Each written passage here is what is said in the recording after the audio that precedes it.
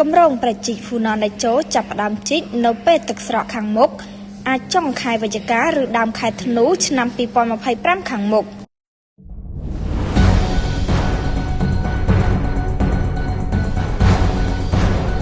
អ្នកនាំពាក្យក្រសួងសាធារណការនិងដឹកជញ្ជូនឯកឧត្តមផនរឹមបានគូបញ្ជាក់ថាគម្រោងប្រជាហ្វូណានដៃโจមិនមានការប្រែប្រួលទេនិងកំពុងដំណើរការតាមកាលបរិច្ឆេទនៃដំណាក់កាលនីមួយៗប្រជានេះចាប់ផ្ដើមជីកនៅពេលដែលទឹកស្រកខាងមុខ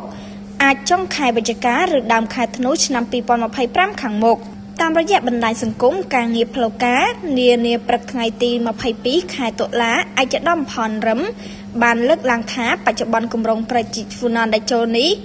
ស្ថិតក្រោមដំណាក់កាលវាស់វែងនិងដោះស្រាយផលប៉ះពាល់ប្រជាពលរដ្ឋគម្រោងដ៏ធំសម្បើមនិងមានអត្ថន័យជាប្រវត្តិសាស្ត្រនេះ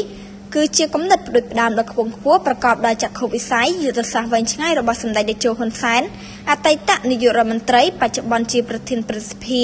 គម្រោងនេះបានបន្តយកចិត្តទុកដាក់និងអនុវត្តប្រកបដោយប្រសិទ្ធភាពនិងថាមពលដោយរដ្ឋាភិបាលនីតិកាលទី7នៃរដ្ឋសភាក្រោមការដឹកនាំប្រកបដោយគតិបណ្ឌិតរបស់សម្ដេចធិបតីហ៊ុនម៉ាណែតនាយករដ្ឋមន្ត្រីដើម្បីបន្សល់ទុកជាប្រវត្តិសាស្ត្រសម្រាប់ជាប្រយោជន៍ដល់អ្នកជំនាន់ក្រោយយូរអង្វែងតទៀត